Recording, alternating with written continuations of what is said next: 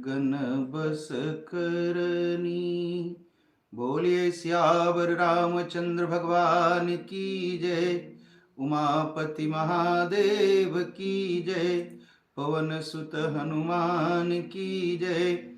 श्री गुरुदेव महाराज की जय। हर हर महादेव।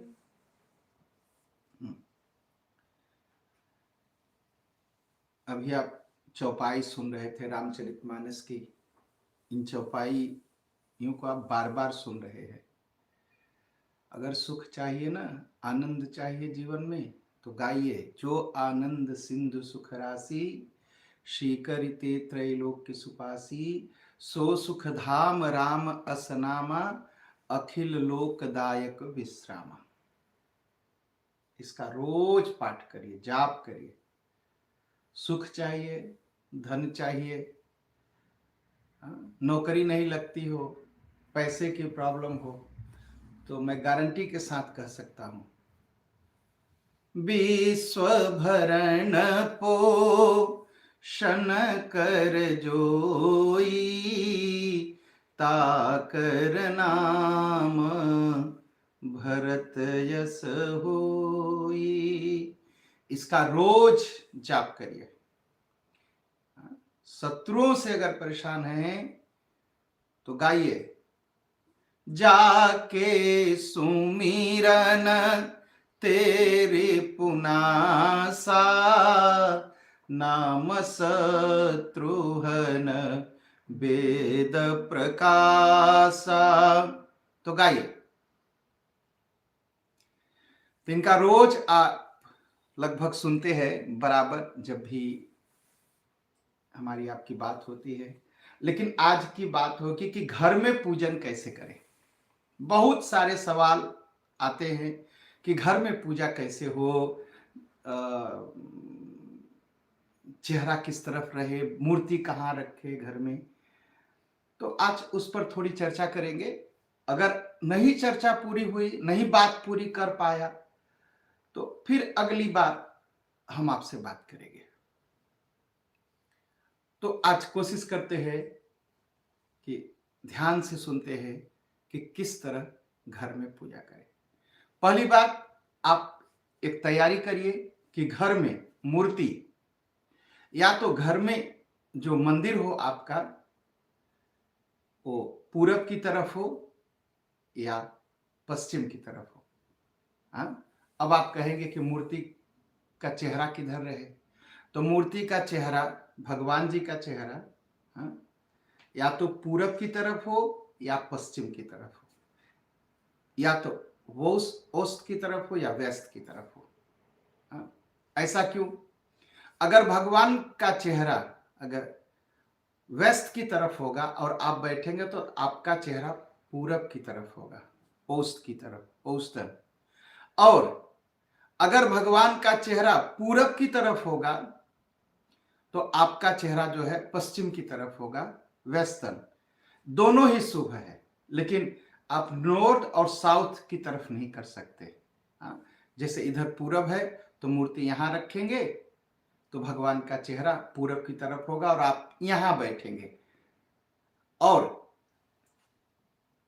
अगर इधर की तरफ करेंगे, पश्चिम की तरफ, तो ऐसा हो जाएगा और आप यहां बैठेंगे। ये दोनों शुभ है, लेकिन ऐसे आप नहीं कर सकते। कैसे? साउथ की तरफ और नॉर्थ की तरफ।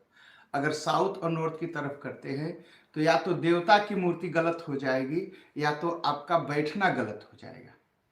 तो हर समय ईस्ट ऑफ वेस्ट, पूरब या तो पश्चिम की तरफ ही मूर्ति रखें घर में। इसका पूरा ध्यान रखें। और पूजन में एक और ख्याल रखें कि पूजन करते हुए आप नॉर्थ की तरफ बढ़ेंगे, नहीं कि आप साउथ की तरफ जाएंगे। पूजन करते समय ध्यान से सुनिएगा, पूजन करते समय आप साउथ से नॉर्थ की तरफ जाएंगे, नहीं कि आप नॉर्थ से साउथ की तरफ जाएंगे। हर समय ख्याल रखिएगा। फिर से एक बार दोहराता हूं, आप पूजन करते समय जैसे मूर्तियां रखेंगे तो ऐसी मूर्ति रखिए कि आप साउथ की तरफ से नॉर्थ की तरफ बढ़िए। तो गणेश जी को रखिए, उसके बाद जो कलश रखिए, नवग्रह रखिए, विष्णु जी के रखिए, लक्ष्मी जी को रखिए, सरस्वती जी को रखिए, दुर्गा माता को रखिए, शंकर भगवान को रखिए, हनुमान जी को रखिए। तो नॉर्थ की तरफ बढ़ेंगे, साउथ की तरफ नहीं बढ़ेंगे। ये पूरी तरह से ख्याल रखिएगा। तो ये शुभ होगा। हाँ, जो शुभ होगा उसको हम बताएं। और प्लास्टिक की कोई भी मूर्ति नहीं रखेंगे घर में। और कोई भी मूर्ति ख्याल रखेंगे, मूर्ति का पीछे वाला कभी कभी खाली रहता है, बाहर चेहरा रहता है, ऐसी भी मूर्ति नहीं रखिए घर में। और घर में जो पूजन की मूर्ति हो ना, आप ऐसे करिए, 8 अंगुल से लंबी न हो। 8 अंगुल से बड़ी अगर मूर्ति है तो उसकी प्राण प्रतिष्ठा करनी पड़ती है, और प्राण प्रतिष्ठा की हुई मूर्ति को यहां से वहां नहीं ले जाते। इसका पूरा ख्याल रखें। 8 अंगुल की ही मूर्ति हो, वो घर में आपके लिए शुभ है। तो ये सब बातों का पूरा ख्याल रखें। और घर में प्रतिदिन आप स्वयं भगवान जी का जाके दर्शन करें, पूजन करें। हाँ? और परिवार के जो बच्चे हैं ना, उनको घर से निकलते समय जरूर कहो कि भगवान को प्रणाम करके तब जाना। चाहे पढ़ने जा रहे, पढ़ाई करने जा रहे या बाहर जा रहे, एक बार भगवान को प्रणाम करके बाहर जाओ। बच्चे सुरक्षित भी रहेंगे और संस्कारित भी होंगे। ये पूरा ख्याल रखिए। देखिए, संस्कार का कितना बड़ा असर पड़ता है। मैं आपके एक बहुत अच्छी बात जो मेरे समझ में आती, मैं आपको बताता हूं। सूरीनाम में लोग कम कमाते थे, ठीक है, लेकिन घर में 11 बच्चे होते थे। सब बच्चे पढ़ भी लेते थे, और माता पिता सब बच्चों की धूमधाम से विवाह कर लेते थे। हाँ? और जीवन में 4-5 बार यज्ञ भी कर लेते थे, 7-7 दिन का हो जाता था ना। आप सोचिए, आप हॉलैंड में रहते हैं, हम क्या करते हैं, पैसा ज्यादा कमाते हैं, ठीक है, बच्चे भी कम होते हैं। क्यों? अरे बड़ा खर्चा है, बड़ा खर्चा है, बड़ा खर्चा है, करते रहते हैं। और पूजा पाठ यज्ञ तो करना बड़ा मुश्किल हो गया है, जबकि सब कुछ ज्यादा है। यह जो घर परिवार का जो सुख मिलता है, जो घर परिवार में अन्न धन की पूर्ति होती है ना, वह संस्कार और पूजन से ही होती है। तो इसलिए घर में पूजन जरूर हो। और कोशिश करिए सब लोग, मैं बार बार कहता हूं, आपके आसपास मंदिर होंगे जिस शहर में आप रहते हैं, परिवार के साथ, पूरे परिवार के साथ एक दिन मंदिर में जाकर के, नहीं कुछ कर सकते हैं, हनुमान चालीसा का पाठ करिए। गांव के मंदिर में, शहर के मंदिर, हर शहर में मंदिर है। आप नहीं कह सकते कि मेरे शहर में मंदिर नहीं है। हॉलैंड का कोई ऐसा शहर नहीं बचा है जहां मंदिर न हो। हाँ, हिंदुस्तानी न बनाया हो सकता है, लेकिन मंदिर है। आप पता करिए, और मंदिर का जो बस्तूर है उनसे प्रार्थना करिए। किसी भी समय जाकर के अपने परिवार के साथ एक बार बैठ करके वहां हनुमान चालीसा पढ़िए। जानते क्या होगा? आपका परिवार संस्कारित होगा और सुखी होगा। हम फट से बहाना बना लेते हैं कि बच्चे नहीं मानते। बच्चे सब कुछ मानते हैं। आप न्योता ले जाते हैं, बच्चे मानते हैं। आप जो है फेस्त में ले जाते हैं, बच्चे मानते हैं। तो बच्चों से कहिए, जब फेस्त जाते हैं, न्योता जाते हैं, तो महीना में एक बार हमारे साथ चलिए, हमारे साथ बैठ के हनुमान चालीसा पढ़िए। वो कहेंगे क्या मिलेगा? बस यही कहिए कि मुझे सुख मिलेगा, बस। तो मेरे सुख के लिए एक बार मेरे साथ हनुमान चालीसा पढ़िए। उससे क्या होगा? बच्चे संस्कारित रहेंगे, और वो भी सुखी होंगे, आप भी सुखी होंगे। हाँ? लोग सोचते हैं बच्चे बहुत ज्यादा पढ़ लेंगे तो सुख मिलेगा। आप आसपास देख लीजिए, जो बच्चे बहुत ज्यादा पढ़ लिए कितना सुखी अपने माँ बाप को रखते हैं। तो पढ़ने से बच्चा सुख नहीं देता, संस्कार से बच्चा सुख देता है। यह पूरी कोशिश करिए। तो घर में जो पूजा होती है ना, पूजा में मैं लिखा, पहले आपको बताया गया कि हम खोट सोपचार जो 16 तरह से भगवान की पूजा होती है उसको बताएंगे। लेकिन फिर मन में आया कि यह जो सवाल बार बार आ रहा है घर में पूजा किस तरह करें, तो कहते समय नहीं उतना बड़ा। ऐसा नहीं है, समय खूब है। आप खूब आराम से जो पूजा विधि बता रहे हैं ना, एक एक महत्व आप उसको पूरा करिए, आपके जीवन में सुख आएगा। थोड़ा 10 मिनट समय तो लगेगा। घंटों हम माया की बातों में समय देते हैं, थोड़ा सा समय भगवान को दीजिए। मैं नहीं कहता आप सारी माया छोड़ दो, कुछ मत छोड़िए, एक चीज और पकड़ लीजिए कि 10 मिनट भगवान को समय देंगे। तो घर में जो मूर्ति है ना, सुबह स्नान करने के बाद आप वहां जाइए, भगवान के पास बैठिए और भगवान को प्रणाम करिए और भगवान से कहिए कि भगवान जगिए, उठिए। और जब कोई उठता है तो क्या करते हैं, यही न करते हैं, स्नान करते हैं। तो थोड़ा सा जल भगवान को चढ़ाइए, स्नान कराइए। स्नान कराने के बाद वस्त्र देते हैं, थोड़ी सी रुई हो आपके पास वो रख दीजिए भगवान वस्त्र। और फिर उसके बाद भगवान को चंदन लगाइए। और चंदन कैसे लगाइए, कहाँ लगाना है, माथे में। तो भगवान की जो ये रिंग फिंगर है दाहिने हाथ की, हाँ, इसे हिंदी में अनामिका कहते हैं। हाँ? तो भगवान को चंदन ले करके, देखिए मैं आपको दिखाता हूँ, ऐसे लीजिए, देखिए चंदन है, इसको आप लीजिए ऐसे, और भगवान के, देखिए चंदन की थाली है, भगवान के माथे में ऐसे। और थोड़ा सा मंत्र भी याद कर लीजिए, चंदनस्य महत्पर्वम पवित्रम पापनाशनम आपदम हरते नित्यम लक्ष्मीर वसतु सर्वदा। ये अपने माथे में लगाइए और भगवान को लगाइए। श्रीखंड चंदन दिव्यम गंधाद्य सुमनोहरम विलेपनम सुरश्रेष्ठम चंदनम प्रति गृहताम। भगवान को जितनी भी मूर्तियां हैं सबको थोड़ा थोड़ा इस फिंगर से, इस अंगुली से आप चंदन को लगाइए। अच्छा, चंदन लगाने से क्या होता है, चंदनस्य महत्पूर्वम पवित्रम पाप नाशनम। चंदन एक तो पुण्य देता है और हमारे जो किए गए पाप हैं उसको समाप्त कर देता है। चंदनस्य महत्पूर्वम पवित्रम पाप नाशनम आपदम हरते नित्यम। जो आपत्ति विपत्ति जिससे हम परेशान रहते हैं ना, उसको समाप्त कर देगा। आपदम हरते नित्यम और लक्ष्मी वसतु सर्वदा। जो चंदन लगाता है कभी भूखे नहीं मरेगा, कभी नहीं, कभी नहीं। लक्ष्मी वसतु सर्वदा, इसका पूरा।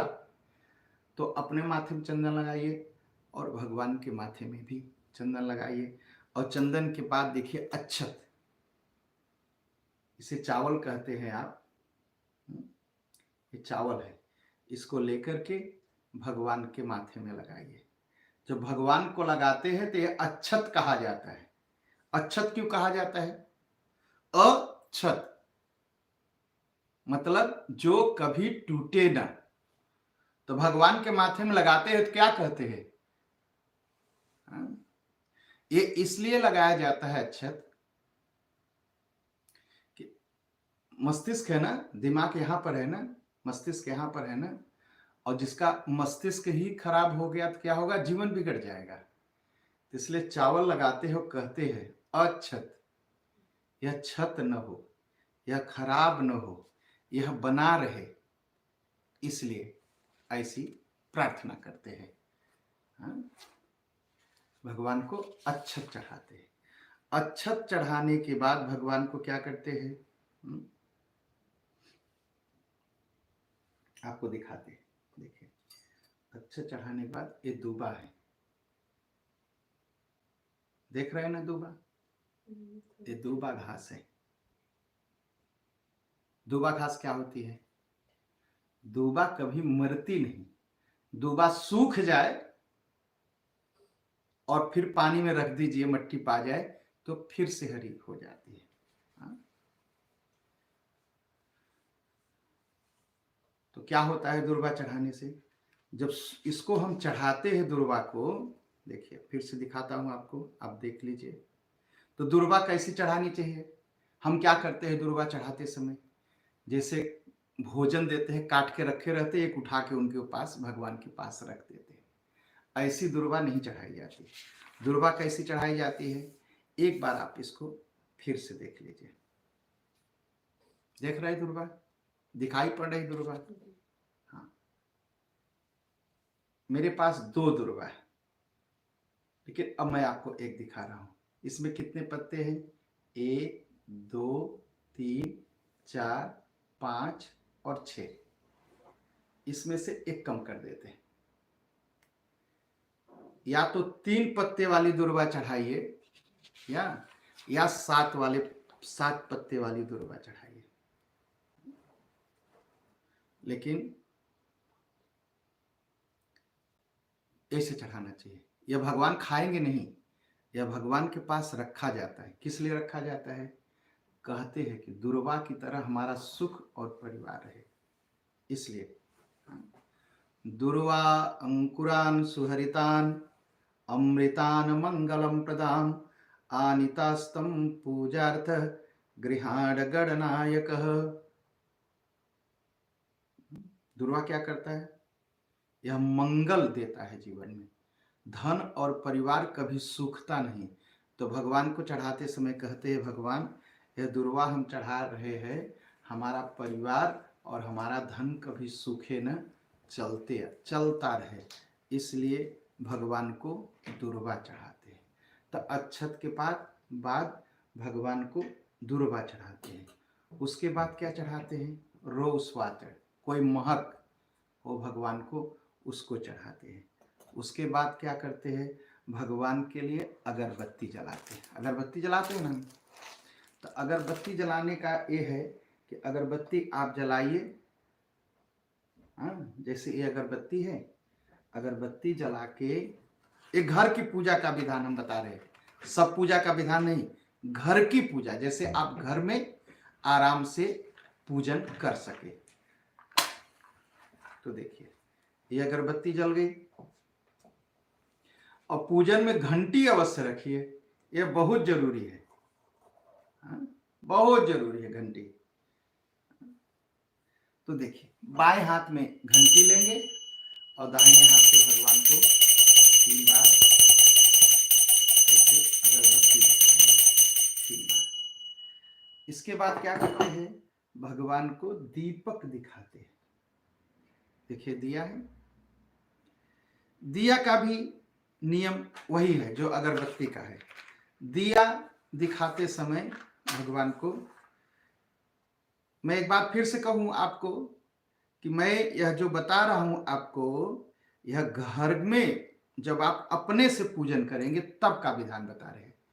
मैं नहीं बता रहा हूं जब पंडित जी को बुला के आप कराएंगे पूजन, तब नहीं। तो इसको भी हाथ में घंटी लेंगे और 3 बार भगवान की आरती करेंगे, दिखाएंगे।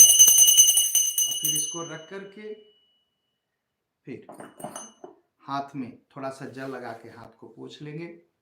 हाँ, उसके बाद आप क्या करेंगे? उसके बाद भगवान को कुछ नैवेद्य चढ़ाएंगे। नैवेद्य क्या है?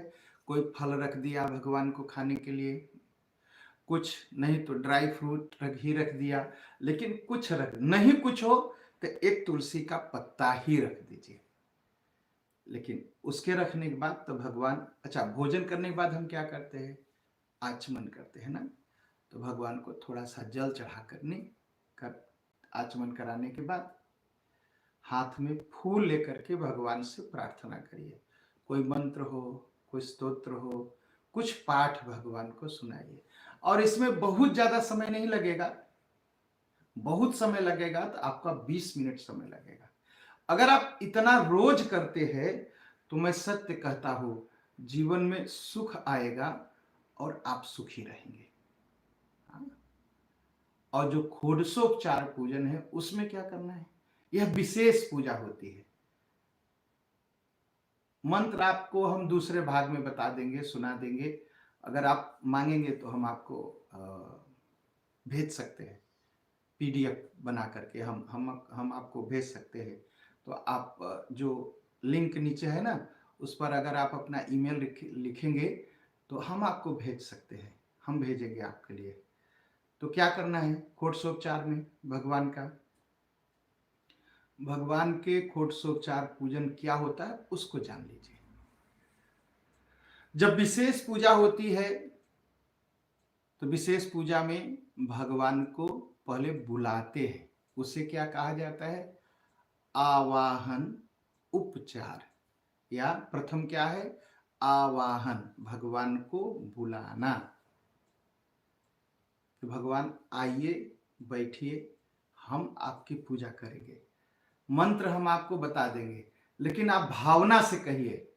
आप हिंदी जानते हैं हिंदी में कहिए, आप संस्कृत में जानते हैं संस्कृत में कहिए, आप डच में जानते हैं तो भगवान का आवाहन करिए। अच्छा, कोई आ जाता है तो दूसरा काम क्या करते हैं? उनको बैठाते हैं। तब भगवान को आसन दीजिए, वो भी भाव से करिए कि भगवान बैठिए, हम आपको आसन देते हैं। अच्छा, कोई बड़े लोग आते हैं तो हमारी पुरानी परंपरा है कि हम पैर धोते हैं। हाँ, उसे कहा जाता है पाद्यम, भगवान के पैर को धोना। तो भगवान के पैर को धोते हैं। धोने के बाद क्या करते हैं? भगवान का अर्घ देते हैं। अर्घ कैसे देते हैं? पानी लेते हैं, उसमें थोड़ा सा चंदन डालते हैं, अक्षत डालते हैं और पुष्प डालते हैं, थोड़ा सा भगवान के हाथ में रख देते हैं। हाँ, उसे कहते हैं कि भगवान अब मुंह धोएंगे, अर्घ कहा जाता है। अर्घ के बाद क्या करते हैं? भगवान को आचमन, फिर से जब कोई मुंह धो लिया तो भगवान को आचमन कराते हैं। आचमन कराते हैं। आचमन कराने के बाद कोई आता है तो क्या कहते हैं? अच्छा आप नहा लीजिए, आप दूर से आ रहे हैं। तो वैसे ही भगवान को स्नान कराते हैं। स्नान कैसे कराते? पहले जल से स्नान कराते हैं। जल से स्नान कराने के बाद पंचामृत स्नान कराते हैं। और पंचामृत में जो मैं देखता हूँ उसमें क्या करते हैं लोग? किशमिश डालते हैं, रुसैने डालते हैं, बहुत सारा चीज मिल नहीं। भगवान पिएंगे थोड़ी, भगवान खाएंगे थोड़ी, रुसैने थोड़ी ही दे भगवान के पीने के लिए थोड़ी दे रहे। किस लिए देते हैं? भगवान को स्नान कराते, उसे कहा जाता है पंचामृत स्नान। तो पंचामृत में क्या क्या रहता है? पयो दधि घृतम चैव मधुम च शर्करायुतम। पयो दूध, दही, घी, शहद, होनी और शक्कर, ये इतना चीज मिला करके भगवान को स्नान कराते हैं। उसे कहा जाता है पंचामृत स्नान। पंचामृत स्नान के बाद भगवान को क्या करते हैं?